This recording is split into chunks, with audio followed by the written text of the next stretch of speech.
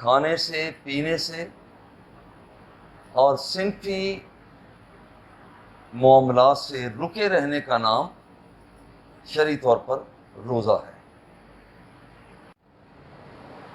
اب یہ روزہ کبھی یہ ٹوٹ بھی جاتا ہے، مگر جب روزہ ٹوٹتا ہے تو کبھی اس پر قضا لازم ہوتی ہے،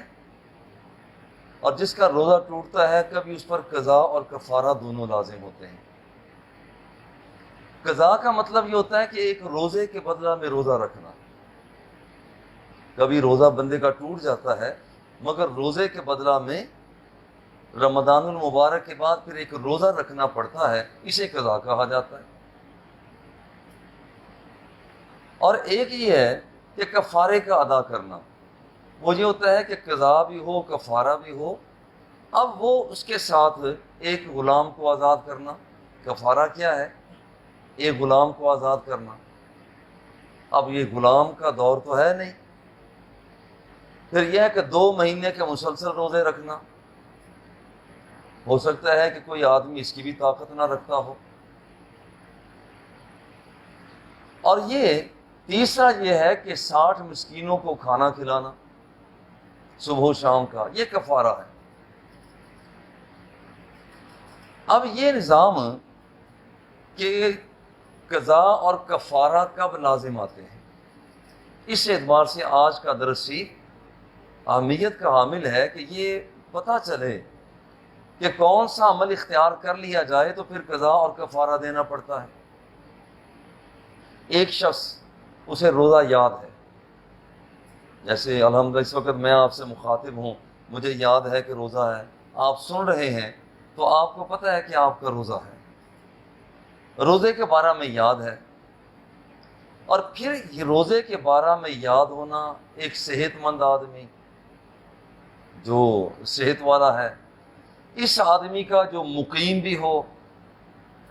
وہ کسی چیز کو کھا لیتا ہے، روزہ اسے یاد ہے، میں نے روزہ رکھا ہوا ہے، مگر پھر بھی وہ کوئی شرعی عذر بھی نہیں ہے۔ کبھی کبھی شرعی عذر پیدا ہو جاتا ہے نا، کہ اس کا کھانا ضروری ہو جاتا ہے ورنہ تو وہ مر جائے گا۔ اب دیکھیں، جب یہ ضرورت، ایک آدمی کو پیاس اتنی لگی ہے، اگر اس نے پانی نہ پیا یہ مر جائے گا، اس کے گردے فیل ہو جائیں گے، اللہ یعوذ باللہ، اللہ معاف فرمائے، اس کی صحت وہ اب تر ہو جائے گی۔ اب یہ اس کی دینی ضرورت بن گئی ہے، اس کا حکم بعد میں آ رہا ہے۔ اب یہ ہے کہ ایک آدمی کو روزہ یاد ہے، میں نے روزہ رکھا ہوا ہے، کوئی شرعی ضرورت بھی نہیں ہے، اور یہ آدمی کھا لیتا ہے، پی لیتا ہے، صنفی عمل کو اختیار کر لیتا ہے۔ اب اس بندے کے لیے یہ ضروری ہے کہ یہ بندہ قضا بھی کرے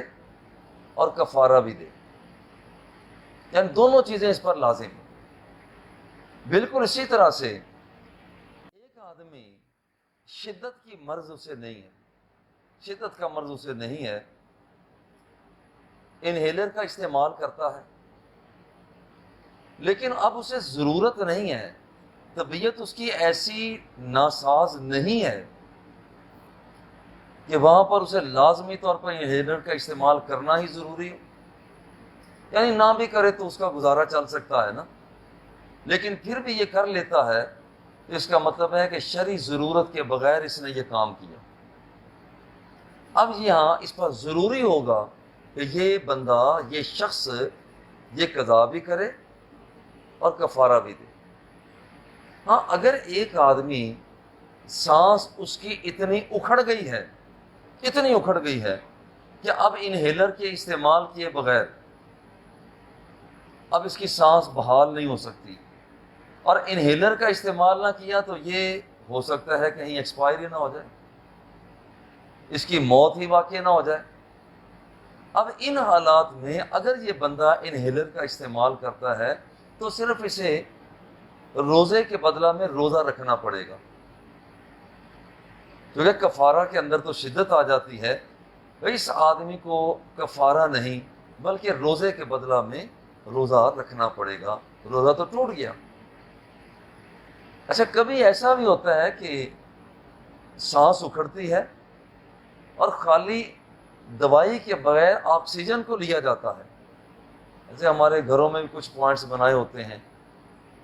ہمارے آج کل تو اس کا استعمال زیادہ ہو رہا ہے، کہ اس کے اندر کوئی دوائی ملی ہوئی نہیں ہے، خالی آکسیجن ہے. اگر کوئی آدمی آکسیجن کا وہ سلنڈر پڑا ہوا ہے، اس سے آکسیجن لیتا ہے، تو اس کا روزہ بدستور باقی رہے گا،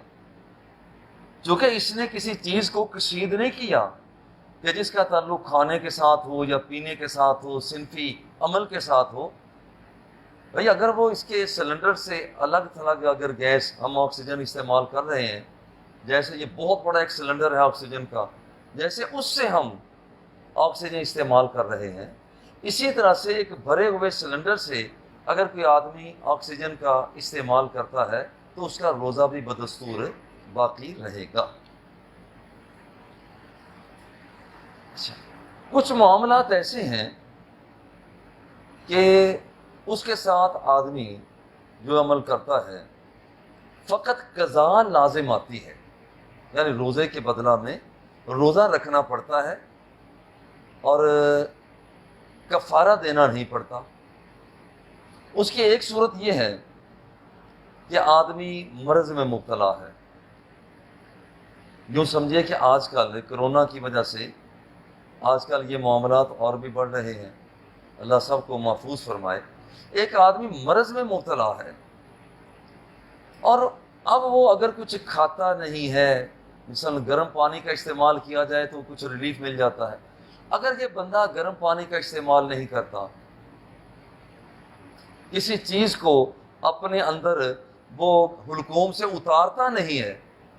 تو یہ تو مر جائے گا. چلو مرے گا نہیں تو اس کا مرض تیز ہو جائے گا، یا اس کا عضو کے تلف ہونے کا خطرہ ہو. اب یہ بندہ، چونکہ اب یہ بندہ شرعی طور پر اسے عذر پیدا ہو گیا. جب شرعی عذر پیدا ہو جائے اور کوئی آدمی کھا لیتا ہے، پی لیتا ہے، بھلے سے اسے یاد ہی ہو صحیح کہ میرا روزہ ہے، ایسی صورت میں اس کو قضا دینا ہوتی ہے، کفارہ دینا لازم نہیں آتا، جو کہ شرعی عذر پیدا ہو چکا تھا. یا ایک آدمی وہ سحری کو اٹھ ہی نہیں سکا، چلیے اس نے سحری تو کی ہے مگر اسے بھوک اتنی لگ گئی ہے، اتنی بھوک لگی، اگر اس نے کچھ کھانا نہ کھایا، اس نے پانی نہ پیا، یہ بندہ مر جائے گا.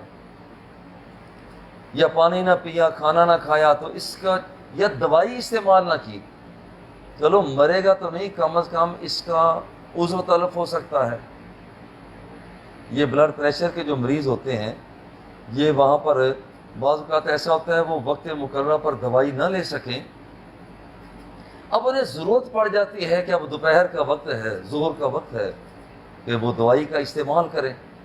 دوائی استعمال نہیں کرتے تو ان کے ذہن کے اندر عجیب عجیب سے انداز پیدا ہوتے ہیں.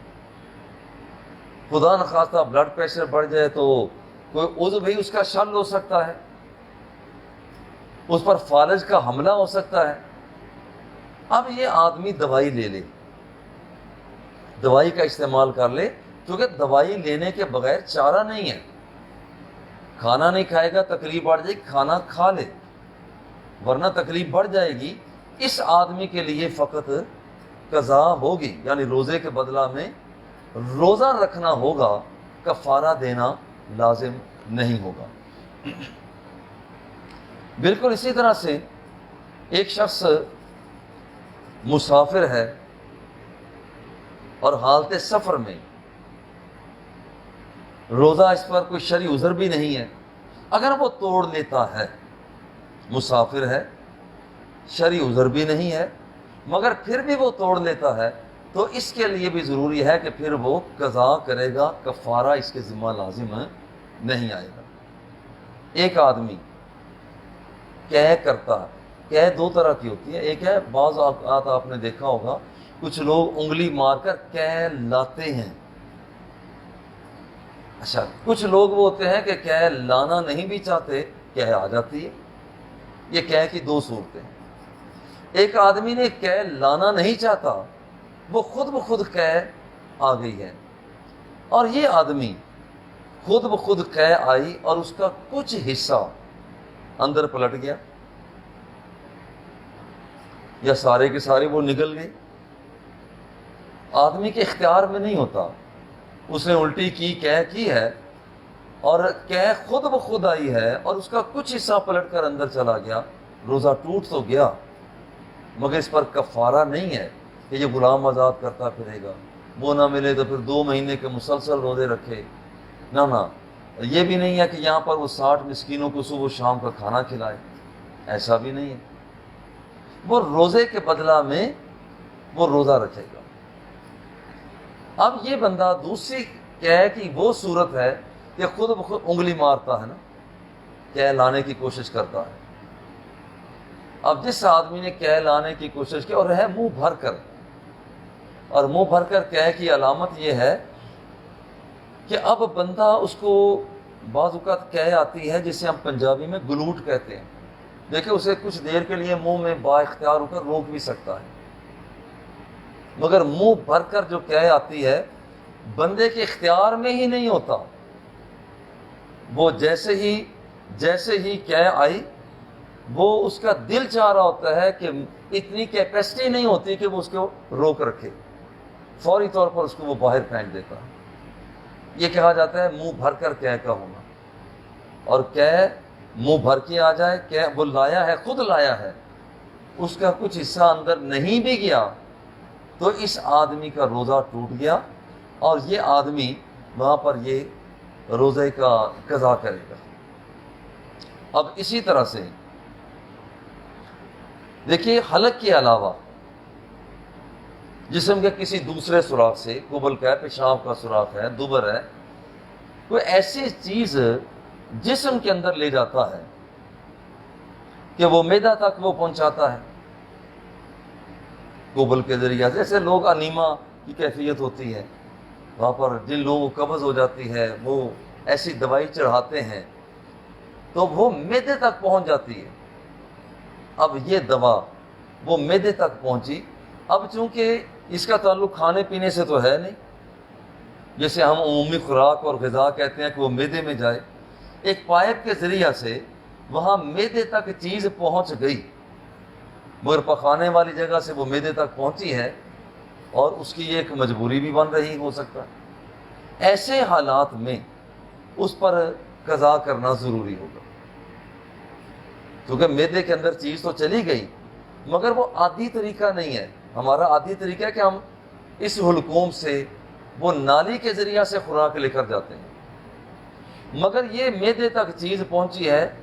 تو وہ اس نالی کے ذریعہ سے نہیں پہنچی، لہذا یہاں پر اس پر قضا تو ہوگی، کفارہ لازم نہیں آئے گا۔ ایک آدمی ہوا کے اندر، آج کل دیکھتے ہیں کہ مٹی کٹائی کا، فصلوں کی کٹائی کا بھی موسم ہے، وہاں پر مٹی بھی ہوتی ہے، مگر اس مٹی کو ہم اپنے اختیار کے ساتھ اندر لے کر بھی نہیں جاتے۔ ہوا کے اندر مچھر، پتنگے، مکھی، یہ چیزیں بھی ہوتی ہیں۔ اب اگر کوئی بندہ وہاں پر مکھی ہے، مچھر ہے اور یہ چیزیں وہ ارادہ اور اختیار کے ساتھ وہ اندر لے جاتا ہے، مثلا ایک ہے کہ مٹی اڑ رہی ہے، جان بوجھ کر اسے اندر لے جاتا ہے، اور میں نے دیکھا ہے کہ بعض لوگوں کو مٹی کی اپنی خوشبو محسوس ہوتی ہے، جیسے ہی لوگ چھڑکاؤ کرتے ہیں پانی کا، وہاں پر جان بوجھ کر وہ لمبی لمبی سانس لیتے ہیں، انہیں لطف آتا ہے۔ اسی طرح سے بعض اوقات مٹی اڑ رہی ہوتی ہے،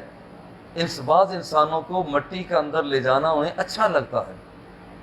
اگر از خود ارادے کے ساتھ وہ مٹی کو اندر لے گیا، از خود ارادے کے ساتھ مچھر تھا اسے اندر لے گیا، اب یہاں پر یہ آدمی ارادہ اور اختیار کے ساتھ حلق سے نیچے اتارتا ہے تو اس کا روزہ وہ جاتا رہا، مگر جاتا تو رہا، صرف قضا دینا ہوگی، کفارہ نہیں ہوگا۔ ایک ہے خود بخود مٹی اندر چلی جاتی ہے، خود بخود مچھر اندر چلا جاتا ہے، بندے کا ارادہ بھی نہیں تھا، تو اس کا روزہ بدستور باقی رہ جاتا ہے۔ ہم بعض اوقات وضو کر رہے ہوتے ہیں، کلی کر رہے ہوتے ہیں، ہمیں یاد ہوتا ہے کہ ہم روزے کی حالت میں ہیں، ارادہ نہیں ہوتا کہ ہم پانی پئیں، صرف کلی کر رہے ہوتے ہیں، پتہ ہوتا ہے کہ ہمارا روزہ ہے، مگر گھونٹ ایک پانی کا نیچے اتر جاتا ہے۔ بندے نے جان بوجھ کر گھونٹ نہیں اتارا۔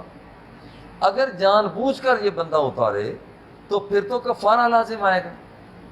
اب یہاں پر جان بوجھ کر اس نے اپنے حلق سے پانی کو نہیں اتارا، روزہ یاد تھا، غرارہ کرنے لگا، کلی کرنے لگا، وہ خود بخود ہی بغیر کسی اس کے عمل دخل کے وہ پانی اندر چلا گیا، تو اس آدمی کو اس کا کفارہ نہیں بلکہ قضا دینا ہوگی۔ بالکل اسی طرح سے کچھ چیزیں ایسی ہوتی ہیں کہ آدمی سحری کے وقت سحری اختیار کر رہا ہے، اس نے یہ سمجھا کہ سحری کا وقت ابھی باقی ہے، وہ مسلسل کھاتا رہا، حالانکہ سحری کا وقت ختم ہو چکا تھا۔ اور میں آپ سے عرض کروں، یہ اپنی ثوابدید پر آج کل سائرن کچھ پہلے بول رہے ہوتے ہیں، کچھ وقت مقررہ پر بولتے ہیں، کچھ بعد میں بولتے ہیں، بندے کو پتہ ہی نہیں چلتا کہ میں نے وہاں پر سحری کو ختم مکمل کب کرنا ہے۔ لہذا آپ کے پاس آپ کے گھروں کے اندر کیلنڈر جو صحیح چھپے ہوئے ہوں، وہ بھی صحیح ہوں، صحیح علم توقیت کے مطابق ہوں۔ آج کل کیلنڈر بھی ایسے بنے ہوئے جو علم توقیت کے مطابق نہیں بنے ہوتے، تو علم توقیت کے مطابق کیلنڈر بنا ہوا آپ از خود آبزرو کریں، گھڑی آپ کی درست ہو کہ وقت کب ختم ہوتا ہے، اس وقت تک اگر ایک آدمی نے سمجھا کہ سحری کا وقت باقی ہے مگر وہ تو ختم ہو چکا تھا، جیسے ہمارے دیہاتوں میں بطور خاص اذان ہوتی ہے، حالانکہ وہ مؤذن صاحب اذان وقت پر دے رہے ہوتے ہیں، چاہیے تو یہ تھا کہ یہ کھانا پینا بند کر دیتا، چائے نہ پیتا، مگر کچھ لوگ ایسے ہوتے ہیں وہ کہتے ہیں جناب جب تک اذان مکمل نہیں ہوتی ہم کھا پی سکتے ہیں، حالانکہ ایسا نہیں ہے،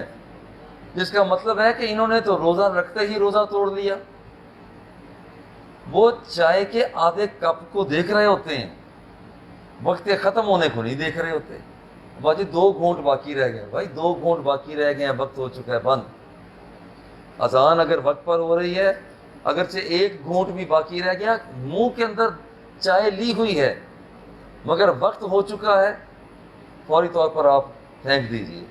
آپ اسے اندر نہیں لے جا سکتے۔ اب یہاں پر یہ اذان کے آخر تک کوئی گنجائش موجود نہیں ہے۔ آدمی نے سمجھا کہ سحری کا وقت باقی ہے، کھاتا پیتا رہا، حالانکہ سحری کا وقت ختم ہو چکا تھا، قضا کرنا پڑے گی، روزہ ٹوٹ گیا، رکھتے ہی ٹوٹ گیا۔ یا ایک آدمی نے سمجھا کہ میرا افطار کا وقت وہ ہو چکا ہے، اس نے کچھ کھا لیا، کچھ پی لیا، حالانکہ آدھا منٹ پڑا ہوا تھا، 1 منٹ پڑا ہوا تھا۔ اس آدمی کے لیے ضروری ہوگا کہ اس روزہ کے بدلے میں دوسرا روزہ رکھے۔ سارا دن یہ بھوکا پیاسا تو رہا، مگر یہ بھوکا پیاسا رہنے کے باوجود اس کا روزہ نہیں ہوا۔ بالکل اسی طرح سے ایک عورت ہے، اسے روزہ رکھا ہے مگر ماہانہ عارضہ لاحق ہو گیا، نفاس کی حالت پیدا ہو گئی،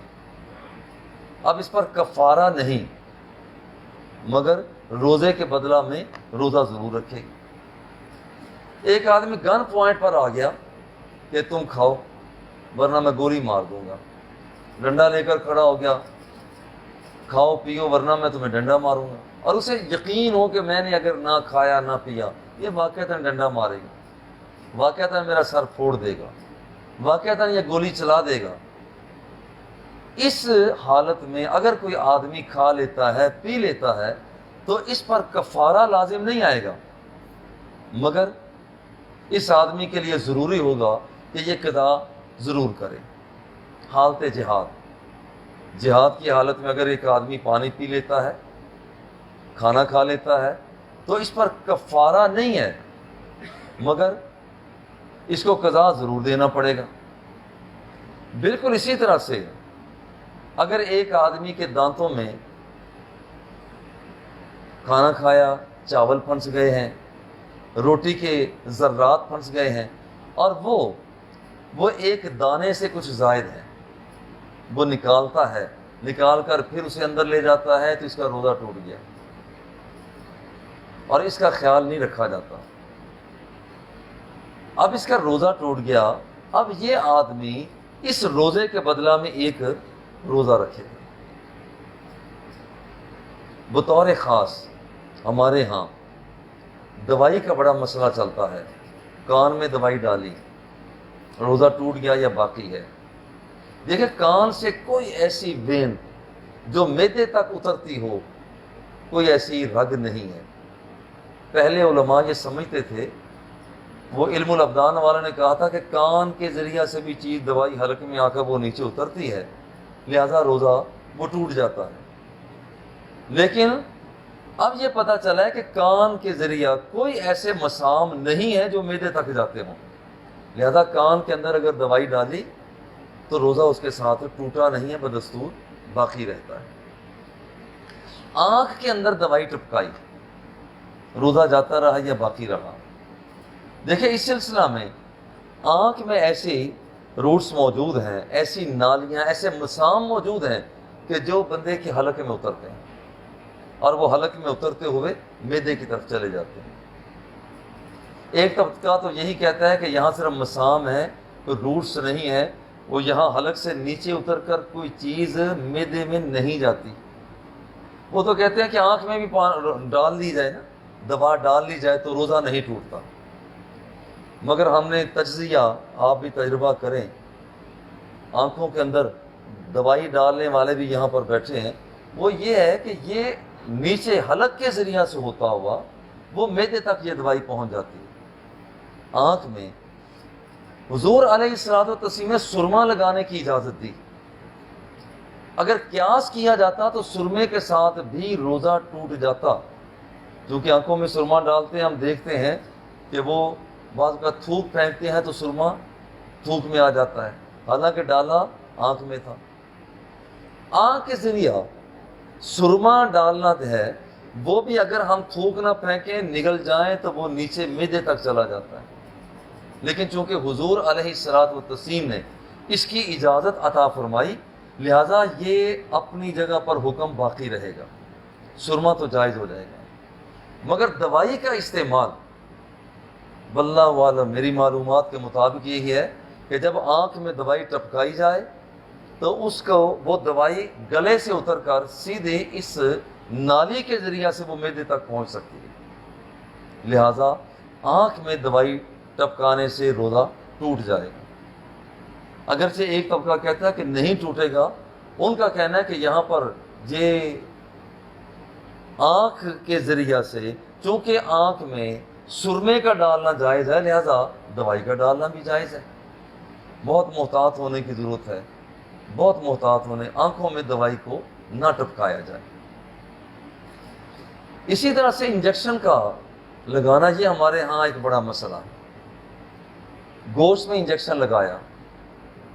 ورید میں انجیکشن لگایا،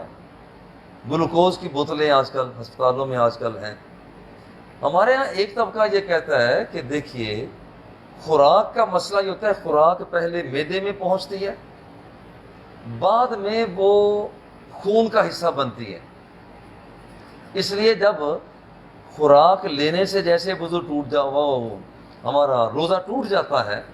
اسی طرح سے یہاں پر اگر انجیکشن لگایا جائے تو اس کے ساتھ بھی روزہ ٹوٹ جائے گا، ایک طبقہ کہتا ہے۔ کیوں؟ کہتے ہیں کہ وہاں کھانا کھانے کے بعد خوراک بعد میں خون کا حصہ بنتی ہے، اور جب انجیکشن لگا دیا جاتا ہے تو یہاں ڈائریکٹ خون کے اندر دوائی کی تحلیل ہو جاتی ہے، وہ باقاعدہ بلا واسطہ وہ ڈائریکٹ ہی خون کا حصہ بن جاتی ہے، خون کے اندر دوائی تحلیل ہوتی ہے، پورے بدن میں پھیل جاتی ہے۔ اب یہ طبقہ کہتا ہے کہ روزہ انجیکشن لگانے کے ساتھ روزہ وہ ٹوٹ گیا، کیونکہ جو خوراک کام کرتی ہے معدے کے اندر جانے کے بعد، کہ وہ بھی خون کا حصہ بنتی ہے، اور یہ انجیکشن لگانے کے ساتھ باقاعدہ یہ معدے میں نہیں پہنچا بلکہ ڈائریکٹ خون میں پہنچ گیا، لہذا روزہ ٹوٹ گیا۔ مگر علماء کا ایک بہت بڑا طبقہ اس کا یہ کہنا ہے کہ نہیں، جس وقت ہم انجیکشن لگاتے ہیں وہ خون کے اندر تحلیل ہو جاتا ہے، وہ انجیکشن، وہ دوائی، وہ محلول، وہ خون کے اندر تحلیل ہو گیا مگر معدے میں نہیں گیا، اور روزہ اس وقت ٹوٹتا ہے جب عین شے، ہم لقمہ لیتے ہیں تو دیکھیں لقمہ معدے میں جاتا ہے، چاول کے ایک نوالہ لیا، چاول معدے میں جاتے ہیں۔ ان علماء کا کہنا ہے کہ ٹیکہ لگایا جائے تو یہ معدے میں چیزیں داخل نہیں ہوتی۔ روزہ اس وقت ٹوٹتا ہے کہ جب کوئی عین شے معدے میں جائے، اور یہ کہتا ہے کہ دیکھیے اگر ایک آدمی کا زخم ہو چکا ہے، پنڈلی میں زخم ہوا، ہاتھ میں زخم ہوا، اور زخم بھی 2-3 انچ ہو گیا، حالانکہ دیکھیے وہاں پر جب پٹی کی جاتی ہے تو وہاں سے لیکوڈ جو دوائی استعمال کرتے ہیں وہ پورے خون کے اندر بھی جاتی ہے، خون کے اندر بھی جاتی ہے، وہاں پر رگوں کے اندر، بریدوں کے اندر جاتی ہے، مگر اس کے باوجود جسے جائفہ کہا جاتا ہے، وہ پیٹ کا جو زخم ہوتا ہے اس کے اندر اگر وہ چیزیں بنا کر وہاں پر دوائی کو رکھ دیا جاتا ہے تو وہ معدے تک نہیں پہنچتی، کیونکہ وہ معدے تک نہیں پہنچی ہے لہذا یہاں پر اس کا روزہ بھی نہیں ٹوٹا۔ اگرچہ آخری بات یہ کرتا ہوں، اگرچہ اس میں اختلاف ہے، ایک طبقہ کہتا ہے روزہ ٹوٹ جاتا ہے، دوسرا کہتا ہے نہیں ٹوٹتا۔ محتاط ہونا چاہیے، اگر ہو سکے تو افطار کے بعد وہ انجیکشن لگوا لیا جائے، لیکن اگر کوئی گزارا ہی نہیں ہوتا تو پھر ان فقہا کی رائے سے فائدہ لیا جا سکتا ہے کہ وہاں پر انجیکشن لگ گیا، کیونکہ وہ فرماتے ہیں کہ معدے میں یہ گیا نہیں ہے، خون کے اندر تحلیل ہوا ہے، روزہ ٹوٹا نہیں ہے، تو پھر ان کی رائے سے فائدہ لیا جا سکتا ہے، کیونکہ بندے کی اپنی مرضی تو تھی نہیں۔ ہم واقعتاً کتنی اے سی چلاتے ہیں، اس کی ٹھنڈک ہمارے منہ کے ذریعہ سے اندر تو چلی جاتی ہے مگر روزہ تو برقرار رہتا ہے۔ ہم ٹھنڈے پانی میں بیٹھ جاتے ہیں، بدن کے ذریعہ سے وہاں پر کچھ برودت اندر تو گئی ہے مگر روزہ پھر بھی برقرار رہا ہے۔ وہ مری کے علاقے کی ہوائیں ہیں، کشمیر کے علاقے کی ہوائیں ٹھنڈی ہوا ہے اور وہ برف کے ساتھ لپٹی ہوئی ہوا ہے، جب ہم اندر لے کر جاتے ہیں تو ہمارا